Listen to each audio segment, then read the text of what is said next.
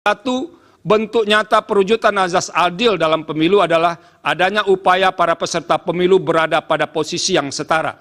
Suasana kebatinan demikian seharusnya dipahami semua penyelenggara pemilu dan pejabat negara untuk menerapkan standar etika tertinggi, the highest moral standard.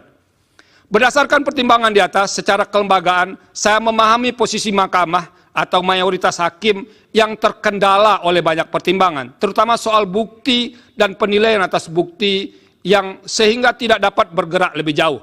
Namun demikian, secara pribadi, sebagai hakim, saya memiliki keyakinan yang berbeda.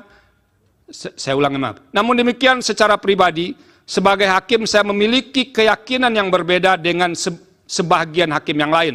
Dalam hal ini, terdapat fakta persidangan perihal pemberian atau penyaluran bansos atau sebutan lainnya yang lebih masif dibagikan pada rentang waktu yang berdekatan atau berhimpitan dengan pemilu.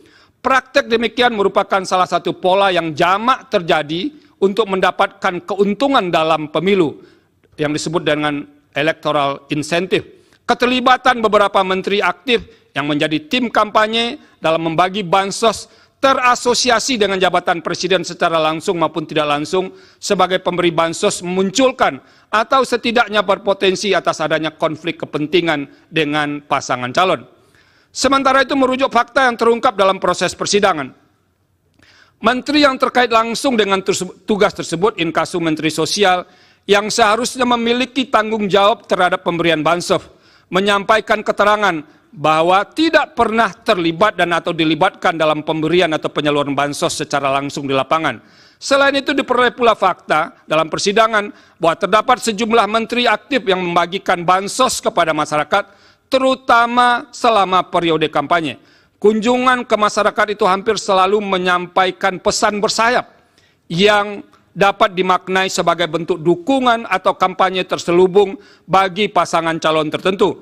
Padahal ketika kegiatan para menteri membagikan dana bansos atau dana lain yang berasal dari APBN, norma pasal 281 ayat 1 Undang-Undang Pemilu antara lain menyatakan, menteri harus memenuhi ketentuan, tidak menggunakan fasilitas dalam jabatannya, kecuali fasilitas pengamanan bagi pejabat negara, sebagaimana diatur dalam ketentuan peraturan perundang-undangan, dan menjalani cuti di luar tanggungan negara.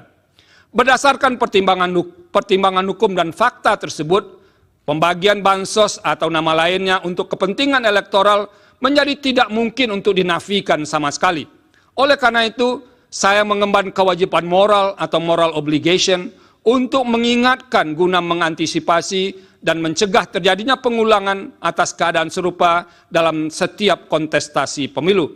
Terlebih dalam waktu dekat yang hanya berselang berbilang bulan dan akan dilaksanakan pemilihan kepala daerah dan wakil kepala daerah serentak secara nasional. Penggunaan anggaran negara atau daerah oleh petahana, pejabat negara atau oleh kepala daerah demi memenangkan salah satu peserta pemilihan yang didukungnya dapat dimanfaatkan sebagai celah hukum dan dapat ditiru menjadi bahagian dari strategi pemilihan.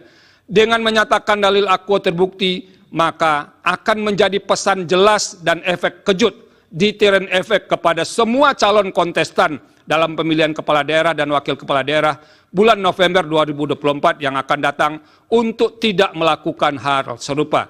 Dengan demikian, saya berkeyakinan bahwa dalil pemohon terkait dengan politisasi bansos beralasan menurut hukum.